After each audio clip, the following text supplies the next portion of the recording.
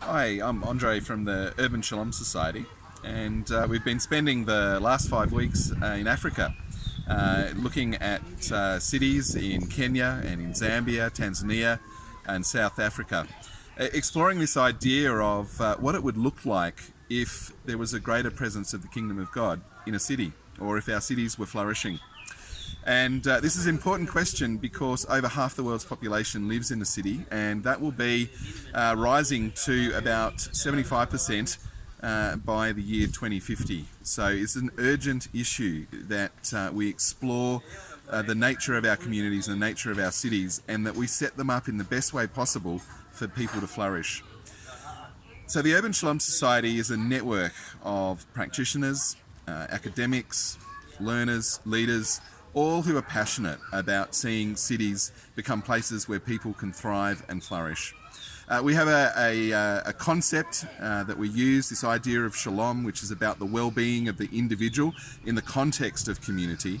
And our desire is to see communities reflect more of God's intention in our urban realities. And so we run training and research and consultancies all over the world to explore this question. But we really want to see the church mobilized to be all of what it can be in its community. It's this idea of integral or holistic mission where we bring people together to not only be focused inward within the church, but to be focused outward, and to say, what difference would it make as a church if we were to facilitate a community improvement process right here in our neighborhood? What that would look like, how that would change our urban environment.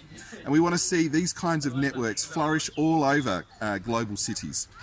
Cities like Nairobi and Lusaka and Melbourne and Sydney and Pittsburgh and New York, London, Paris, anywhere where people are passionate to see communities thrive and flourish.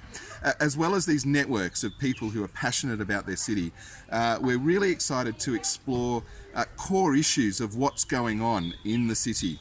And so it's this idea that Desmond Tutu talked about, that we see people going past and they're drowning in the river, and we pull them out. And as churches, we're often quite good at that kind of work, but we don't often spend the time to go upstream and figure out why they're falling in the first place.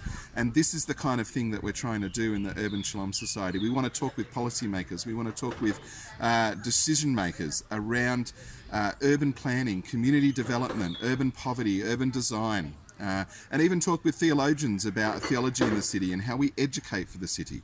What does a healthy city look like? What does a smart city look like?